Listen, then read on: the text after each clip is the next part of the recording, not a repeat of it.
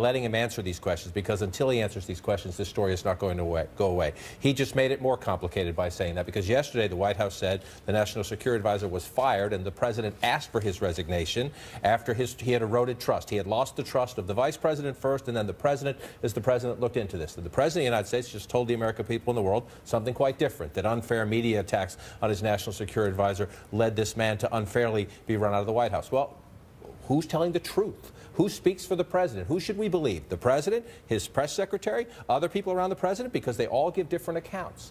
You have a White House now that is in crisis, and calling on conservative news outlets, fine, but it doesn't answer the questions that the American people should have, not just the news media. I will also say this. You just had the president, and this is his right, quite casually, throw years of U.S. foreign policy down the drain on the I don't care if it's a one-state or a two-state solution. This is up to the parties. The United States came up with the two-state solution because it knows the parties are in intractable positions. It knows the parties are unlikely to negotiate peace, and it was part of the United States' effort to push them. Yes, you negotiate the details, but we want to give you a broad framework. It is remarkable that even before the first official meeting with the Israeli Prime Minister, the President of the United States just ripped up the Bush administration, the Obama administration, U.S. policy, and said, I don't care. You guys figure this out. He said, whatever the Palestinians, the Israelis want, you want one state, that's fine. You want two states, that's fine. Jim Shooter, you wanted to make a quick point. Listen, this week, Russia is the story.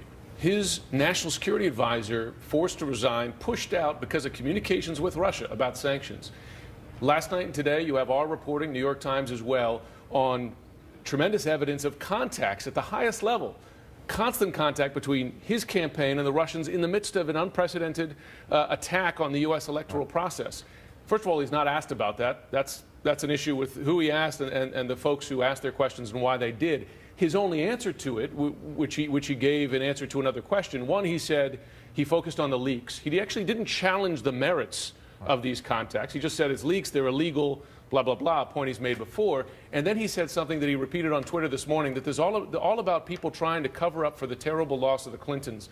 Based on what? I don't know. I mean, who's trying to cover up for the terrible loss? I mean, his national security advisor just got drummed out of the White House because of contacts intercepted by U.S. intelligence. That's just a... It's the reddest of red herrings. And where's the cover-up? Yeah. Where's the cover-up? I want to quickly go to Jim Acosta. He's in the East Room. Jim, was that you who shouted out a question to the president at the very end, which he ignored? Yes, Wolf, guilty as charged. That was me. I tried to ask that question there as President Trump was leaving the room. It got quiet for a few moments, and when those moments come, you take full advantage. I tried to ask the president about his associates' contacts with the Russians during the campaign. He seemed to pause for a moment as if perhaps he wanted to answer the question, but then he turned to Prime Minister Netanyahu and left the East Room.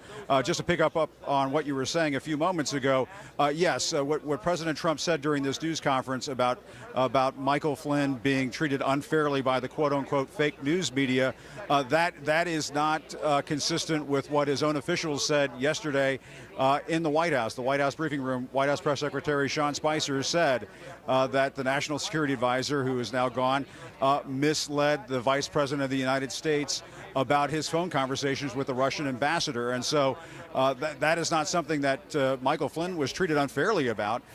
He did this, and he had to pay the price. Now, the president is obviously very upset about leaks coming from the intelligence community or the law enforcement community to the news media, but these are questions that are being asked, and they're being answered by officials in this government.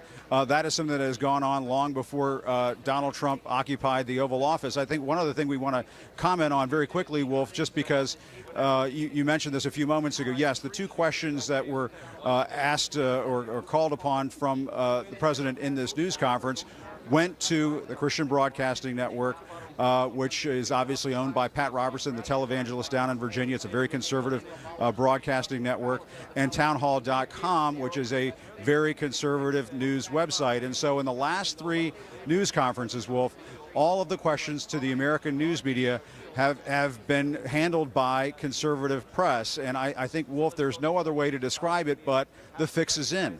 This White House, this president does not want to answer questions, critical questions, about his associates, his aides' contacts with the Russians during the course of that campaign, just as his national security advisor is being run out of this White House on a rail.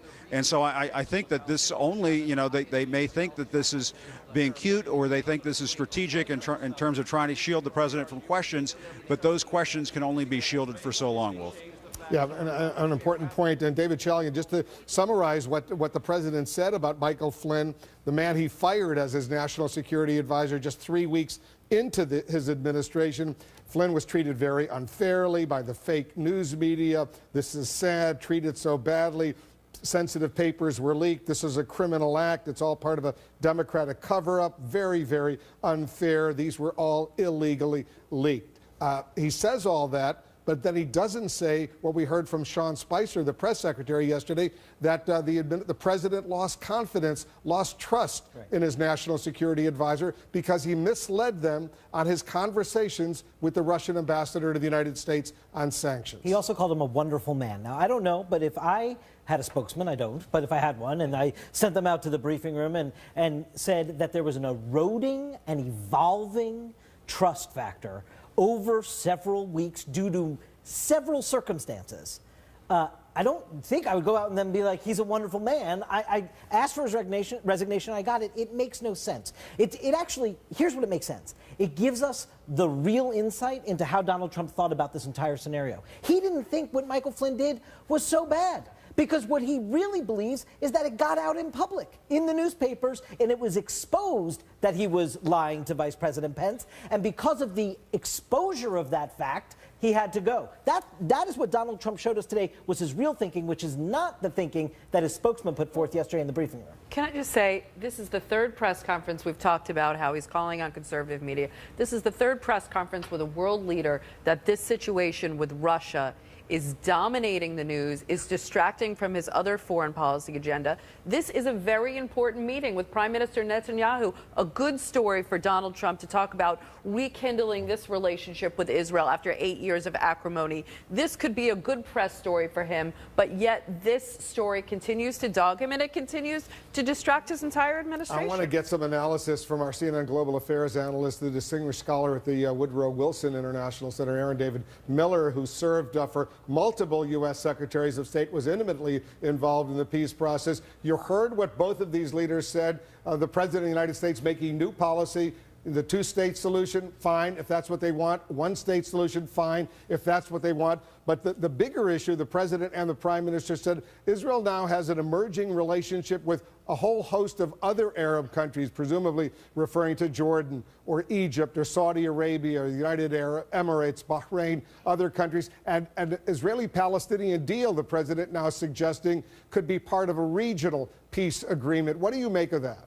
You know, as a Star Trek fan, Wolf, I haven't seen, this is nothing short of a Vulcan mind meld on so many issues. Clearly, each leader was determined to improve fundamentally and drastically improve the personal relationship, and they lauded one another, particularly the Prime Minister's comment about laying to rest any sense that the president or anyone in his immediate circle was anti-Semitic or anti-Israel. Second, on the Iran issue, they both hate the agreement. They didn't talk about details, but it's clear they're going to be operating in a much closer way in that. And finally, on the issue of Israeli-Palestinian peace, if they didn't completely close the door to the notion of a serious two-state solution, which at the moment is going to be almost impossible to implement, they almost completely buried it. Both of them talked clearly, and the president was surprised that the prime minister raised the issue of broadening the circle and involving core Arab states. But the prime minister talked about new avenues. And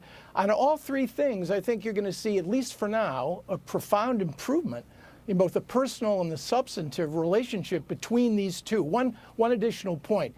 It is striking that the president of the United States said how important the pursuit of peace is to him. And the signaling out of Jared Kushner by the prime minister, by the prime minister also suggests that for the first time that I know in my long experience, the con for this, the control for this is reposited not just in the White House, but in the hands of a man who is not only a family member of the president, but deemed to be one of his closest personal advisors. That's good news if you found a serious approach to Arab-Israeli peacemaking. It may not be such good news if you wander off the highway on approaches that don't stand a chance of working. Oren Lieberman is in our Jerusalem bureau. He's our correspondent over there. Oren, we also did hear the president say something that the prime minister presumably was not that excited about when he said to the prime minister, as far as Israeli settlements on the West Bank are concerned, hold back. I'd like to see Israel hold back. He then went on to say, well, I think we're going to make a deal, but he was pretty precise in telling the prime minister he's not very enthusiastic about Israel's going ahead and building more settlements.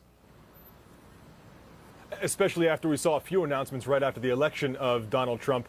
More than 6,500 new settlement homes approved by Netanyahu in the first days of the Trump administration.